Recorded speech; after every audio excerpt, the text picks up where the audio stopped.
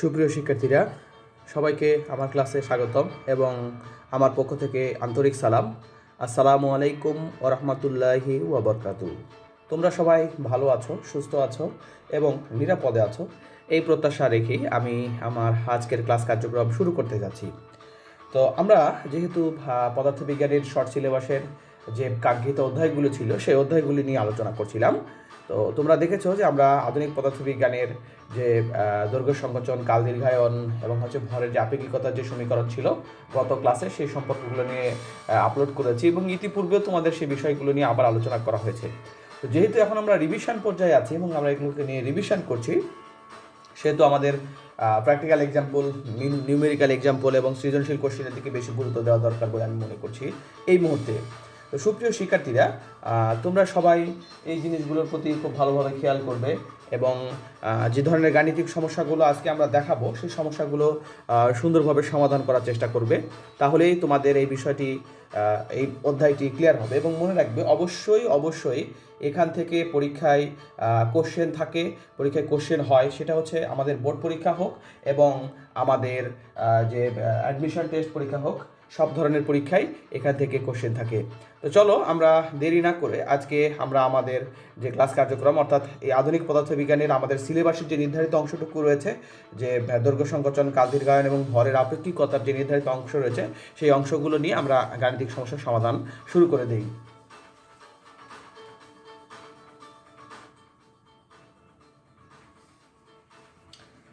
তো শিক্ষার্থী বন্ধুরা, শুরুতেই আমরা শুরু করার আগে এখানে দেখো ছোট্ট কতগুলো সূত্রগুলো নিয়ে আলোচনা করেছি।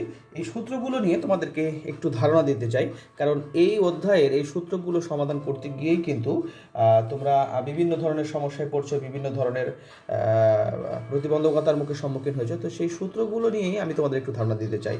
দেখো, আমরা যদি একটা রকেটের কথা চিন্তা করি, দেখো এখানে যদি আমি একটা রকেট আঁকাইলাম, মনে করো যে এটা একটা রকেট। এই রকেটকে যদি আমি পৃথিবী থেকে পর্যবেক্ষণ করি, অর্থাৎ পৃথিবীতে যখন রকেটটি ছিল তখন যদি এটাকে আমরা পর্যবেক্ষণ করি, তাহলে রকেটের যে দৈর্ঘ্য পাবো, অর্থাৎ আমি পৃথিবীতে থাকা অবস্থায় একজন ব্যক্তি বা একজন পর্যবেক্ষক পৃথিবীতে থাকা অবস্থায় যে দৈর্ঘ্যটি পরিমাপ করবেন, সেই দৈর্ঘ্যকে যদি আমরা আদি দৈর্ঘ্য হিসাবে কল্পনা করি, অর্থাৎ পৃথিবী থাকা অবস্থায় পর্যবেক্ষিত দৈর্ঘ্য হচ্ছে L0। এবং এই রকেটটি যখন গতিশীল হয়ে যাবে, যখন এটি উঠতে শুরু করবে, বা সেটা যদি তুমি প্লেনের ক্ষেত্রে চিন্তা করো বা একটা বিমানের ক্ষেত্রে চিন্তা করো, তখন সেই দৈর্ঘ্যটি কী হয়ে যাবে? সেই দৈর্ঘ্যটি অবশ্যই ছোট হয়ে যাবে। তাহলে যখন এটি গতিশীল হবে, গতিশীল অবস্থায় আমরা এই রকেটের যে দৈর্ঘ্য পাবো, সেই দৈর্ঘ্যটাকে আমরা বলছি এল। আমরা বলেছিলাম আগের যে অধ্যায়গুলোতে রকেটটি অবশ্যই ভি বেগে যাচ্ছে এবং আলোর বেগ হচ্ছে সি। তাহলে এদের মধ্যে যে সম্পর্কটি রয়েছে সেই সম্পর্কটি হচ্ছে L=L0/(1-v²/c²). শিক্ষার্থী বন্ধুরা, আমাদের যে 1 নম্বর সমীকরণ ছিল, অর্থাৎ দৈর্ঘ্য সংকোচনের সূত্র, এই দৈর্ঘ্য সংকোচনের সূত্রটি তোমাদের সুবিধার্থে আরও একবার আলোচনা করা হলো। আবার বলছি যে স্থির অবস্থায় যে দৈর্ঘ্য পাচ্ছি, সেই দৈর্ঘ্যটাকে আমরা বলছি m0, স্থির অবস্থার দৈর্ঘ্য, এবং গতিশীল অবস্থার যে দৈর্ঘ্য পাচ্ছি সেই দৈর্ঘ্যটাকে বলছি আমরা l। এবং রকেটটি তখন কত বেগে গতিশীল ছিল? ভি বেগে গতিশীল ছিল এবং আলোর বেগ হচ্ছে সি। ঠিক একইভাবে আমাদের যে তৃতীয় সূত্রটি রয়েছে, m=m0√1-v²/c², তাহলে স্থির অবস্থায় যে দৈর্ঘ্য পেয়েছি সেই দৈর্ঘ্যটাকে আমি কী দ্বারা প্রকাশ করেছি? m0। ঠিক আছে, গতিশীল অবস্থায় যে ভরটা পেয়েছি সেই ভরটাকে আমরা বলছি কি? m0। ভরের আপেক্ষিকতা থেকে সমীকরণ প্রতিপাদন করেছি, তারপরে বস্তুর বেগ সি সব দেওয়া আছে এবং গতিশীল অবস্থায় যে ভর সেটা আমরা এম বের করবো আর কি। একইভাবে এই সূত্র এবং এই সূত্র দুটো সিমিলার সূত্র। কিন্তু তোমাদের সমস্যা হচ্ছে যে এই জায়গাতে বা যে বিষয়গুলোতে তোমরা বারবার ভুল করছো, সেটা হচ্ছে একটি ব্যতিক্রমী সূত্র বা কাল দীর্ঘায়নের সূত্র, সেখানে তোমরা টি আর টি নটকে ধরতেই ভুল করছো। এই ভুলটি যেন না হয়, এটা নিয়ে আজকে আমাদের আলোচনার মূল বিষয়বস্তু। দেখো, t=T0√1-v²/c²। এখানে ব্যতিক্রমী কাঠামো হচ্ছে রকেট, স্থির কাঠামো হচ্ছে রকেট কাঠামো, সেটাকে আমরা ধরে নিয়েছি। আচ্ছা, এইখানে আমরা একটা বিষয় তোমাদেরকে একটু বলে রাখি, আমার যেটা অ্যানালাইসিস বা থিঙ্কিং সে কেমন বলছি। আমরা কিন্তু এই সমীকরণগুলোকেও দেখো, এখানে স্থির কাঠামো রকেটকে বলেছি আর টিকে বলেছি যে পৃথিবী থেকে নির্ণীত কাল ব্যবধান, অর্থাৎ পৃথিবীতে যে ব্যক্তি রয়েছে তিনি যেটা হিসাব করবেন সেটা হচ্ছে টি। অর্থাৎ ধরো আমি বললাম যে আমি একজন ব্যক্তিকে যেতে দেখলাম এবং তিনি 50 বছর পরে ফিরে আসলেন, তাহলে আমি ব্যক্তি যেটা পৃথিবীতে আছি, আমার নির্ণীত যে সময় সেটি হচ্ছে টি, সেটা কোথায় আছি? সেটা আছি পৃথিবীতে। কিন্তু এই রকেটের মধ্যে যে ব্যক্তিটা রয়েছে সেই ব্যক্তিও কিন্তু একটা সময় হিসাব করবেন, সেই সময়টা হিসাব করবেন টি নট। কিন্তু তোমাদের সমস্যা যেটা দাঁড়ায় সেটা হচ্ছে যে তোমরা সবসময় টি নট মানে স্থির বোঝো, পৃথিবীতে অবস্থানরত সেটা বোঝো, কিন্তু টি নট যখন গতিশীল অবস্থায় অর্থাৎ রকেট অবস্থানরত ব্যক্তি যখন নির্দেশ করছে তখন এই সমস্যাটা হয়। তোমরা শুধু মনে রাখবা তোমাদের যে সাধারণভাবে একাদশ দ্বাদশ শ্রেণীর যে বইগুলো সাজেস্ট করা হয়েছে সব বইগুলোতে এইটাকে একটু ব্যতিক্রম করে ধরা হয়েছে, অর্থাৎ স্থির কাঠামোকে তখন এই টি নটকে তখন রকেটের সাপেক্ষে অর্থাৎ রকেটের যে পর্যবেক্ষক থাকবে তিনি যে সময় ব্যবধান নির্ণয় করবেন, তিনি যে কাল ব্যবধান নির্ণয় করবেন সেটাকে ধরা হয়েছে টি নট। এটা মনে রাখবা। আর পৃথিবীতে যে থাকবে তিনি যে কাল ব্যবধান নির্ণয় করবেন বা সময় ব্যবধান নির্ণয় করবেন সেটি হচ্ছে টি। এই ছোট্ট একটি জিনিস যদি আমরা মনে করতে পারি তাহলে কিন্তু আমাদের অঙ্ক হয়ে যাবে। আজকে আমরা একটা গাণিতিক সমস্যার সমাধান করব।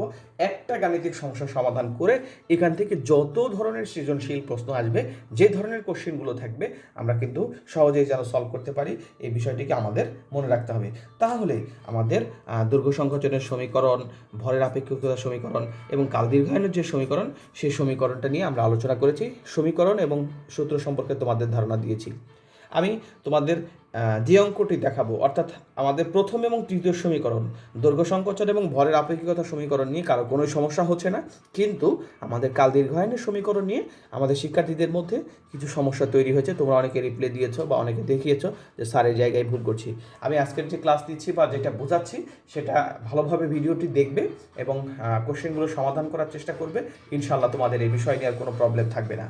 তো ভালোভাবে মনে রাখবে, অঙ্কটিকে সুন্দরভাবে বোঝার চেষ্টা করবে। দেখো বলা হয়েছে যে একজন মহাশূন্যচারী 25 বছর বয়সে, আমরা গাণিতিক সমস্যা সমাধান করব। আমাদের এটা 1 নম্বর গাণিতিক সমস্যা আমরা সমাধান করব। দেখো বলা হয়েছে যে একজন মহাশূন্যচারী 25 বছর বয়সে 1.8 × 10⁸ মিটার পার সেকেন্ড বেগে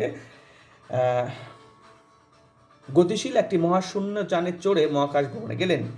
পৃথিবীর হিসাবে তিনি 30 বছর পর মহাকাশে কাটিয়ে এলেন, তার বয়স কত? আচ্ছা, এখানে শুধুমাত্র মহাশূন্যচারীর কথা বলা হয়েছে, কিন্তু আমি বা পৃথিবীতে একজন ব্যক্তি রয়েছে আমার কথা কিন্তু বলা হয় নাই। শিক্ষার্থী বন্ধুরা বিষয়টি খুবই ভালো করে বুঝবে এবং মনোযোগ সহকারে হিসাব করবে। ধরো এখানে একজন পর্যবেক্ষক রয়েছে, তিনি পৃথিবীতে অবস্থান করছেন। আমার মনে হচ্ছে তিনি এইখান থেকে পৃথিবীর যে তার যে বর্ষপঞ্জি রয়েছে, তার যে ক্যালেন্ডার রয়েছে সেটা দেখে তিনি হিসাব করবেন। তিনি হচ্ছেন এখানে হিসাব করবেন। এখানে ধরলাম আমি, ইনার নাম হচ্ছে রহিম। তোমরা যে ক্রিয়েটিভ কোশ্চেনগুলো পাবা সেখানে দেখবা এরকম রহিম এবং করিম দুই বন্ধু এরকমভাবে অঙ্কগুলো হিসাব করা রয়েছে। তো রহিম পৃথিবীতে রয়েছে এবং তিনি যে কাজটি করছেন যে তিনি হিসাব করছেন যে একজন মহাশূন্যচারী অর্থাৎ তার যে বন্ধু রয়েছে, তার বন্ধু হচ্ছে মিস্টার করিম। মিস্টার করিম কী করছেন? একটা রকেটে চড়ে ভ্রমণে গেছেন। করিম যখন রকেটে চড়ে ভ্রমণে যাবে তখন তিনি অবশ্যই রকেটের ভিতরেই থাকবেন। তার বন্ধু করিম কোথায় আছে? রকেটের ভিতরে আছে। তো রকেটের ভিতরে থেকে সেও একটা হিসাব করবে, কিন্তু সে রকেটটি যখন গতিশীল হয়েছে তখন তার বন্ধু রহিমের বন্ধু করিম যে হিসাব করবে এবং রহিম যে হিসাব করবে অবশ্যই সেই হিসাবের মধ্যে কিন্তু একটা পার্থক্য থাকবে। আমরা সেটাই আজকের আলোচনা করতে চাইছি। তাহলে আমরা বলেছি যে আমি যখন এটা কোথায় আছি, এটা আমি আছি পৃথিবীতে আছি। আমি এই মুহূর্তে অবস্থান করছি কোথায়? পৃথিবীতে অবস্থান করছি। পৃথিবীতে আমি বা রহিম যার কথায় বলা হোক না কেন, রহিম আছে পৃথিবীতে আর করিম আছে রকেটে চড়ে করিম যাওয়া শুরু করেছিল। তো করিম যখন যাওয়া শুরু করেছিল তখন করিমের বয়স কত ছিল? তখন করিমের বয়স ছিল কিন্তু 25 বছর ছিল। করিমের বয়স ছিল 25 বছর। আমরা ধরে নিই যে করিমের বয়স ছিল, ধরবো না, এটা দেওয়াই আছে, করিমের বয়স ছিল সেই মুহূর্তে করিমের বয়স ছিল 25 বছর। এই 25 বছরের কোনো কাজ নেই, আমরা এটা নিয়ে পরে কাজ করব। এখন এখানে যে ডাটা দেওয়া আছে সেটা কি বলা হলো, যে রকেটটার বেগ দেওয়া আছে, রকেটটা 1.8 ইন্টু 10⁸ মিটার পার সেকেন্ড বেগে গতিশীল হয়েছে। আচ্ছা ঠিক আছে, রকেটের বেগ দেওয়া আছে, আলোর বেগও দেওয়া আছে, আলোর বেগ আমরা জানি 3 ইন্টু 10⁸ মিটার পার সেকেন্ড, সেটিও দেওয়া আছে। আচ্ছা ঠিক আছে, তারপরে দেখো, তোমাদের সবসময় বলেছি ফিজিক্সের ম্যাথ করার সময় কেউ কিন্তু কখনোই আগে কোনো সময় তোমরা লিখতে যাবে না ফর্মুলা। অবশ্যই তোমরা যে জিনিসটা করবে, যে কাজটি করবে, সেটি হচ্ছে অবশ্যই তোমরা ডাটাগুলোকে সুন্দরভাবে বসানোর চেষ্টা করবে সুপ্রিয় শিক্ষার্থীরা। তাহলে দেখো, আমরা বললাম যে রহিম করিম দুইজন বন্ধু। এই রহিম পৃথিবীতে ছিল, সে পৃথিবীর হিসাব করে পৃথিবীতে থেকে সে হিসাব করলো যে তার বন্ধু করিম মহাকাশ ভ্রমণে বেরিয়েছে। তার মহাকাশযানের যে বেগ ছিল সেই বেগ হলো 1.8 ইন্টু 10⁸ মিটার পার সেকেন্ড, আলোর বেগ হলো এত, এবং তিনি যখন যান তখন তার বয়স ছিল 25 বছর। এটা রহিম পৃথিবী থেকে হিসাব করছে। এবং রহিম আরও একটা জিনিস হিসাব করলো, যে তার বন্ধু মহাকাশ ভ্রমণ করেছে কয় বছর? মহাকাশ ভ্রমণ করেছে 30 বছর। অর্থাৎ রহিমের বন্ধু মহাকাশ ভ্রমণ করেছে 30 বছর। তাহলে রহিম যে পৃথিবী থেকে হিসাব করছে যে তার বন্ধু পৃথিবীতে থেকে সে হিসাব করছে যে তার বন্ধু 25 বছর বয়সে গিয়েছিল আর 30 বছর বয়সে ফিরে আসছে, তাহলে এই বন্ধুর হিসাব অনুসারে একটা বয়স বের হবে। আমরা আপেক্ষিক তত্ত্ব অনুসারে এখন হিসাব বের করব, এই করিমের হিসাব বের করব। তাহলে রহিম পৃথিবী থেকে যে সময় ব্যবধান নির্ণয় করবেন সেটা হচ্ছে টি, আর করিম মহাকাশযানে থেকে যে সময় ব্যবধান নির্ণয় করবেন সেটা হচ্ছে টি নট। তাহলে পৃথিবী থেকে তিনি হিসাব নির্ণয় করবেন কত, সেটা বলেই দেওয়া আছে যে পৃথিবী থেকে তিনি নির্ণয় করেছেন 30 বছর, তাহলে এখানে টি এর মান হবে 30 বছর। তাহলে করিম কত নির্ণয় করবে? করিম টি নট নির্ণয় করবে, সেটা আমরা বের করব।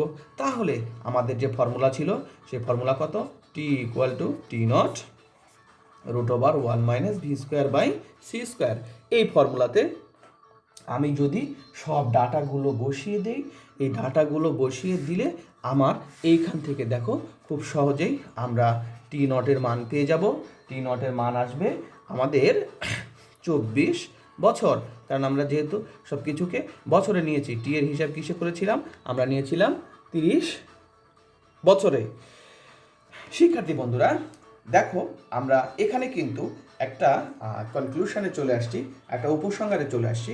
দেখো এখানে যে কথা বলা আছে যে পৃথিবীর হিসাবে আমাদের ম্যাথটার দিকে আমরা আবার একটু খেয়াল করি, যে পৃথিবীর হিসাবে তিনি 30 বছর মহাকাশে কাটিয়ে এলেন।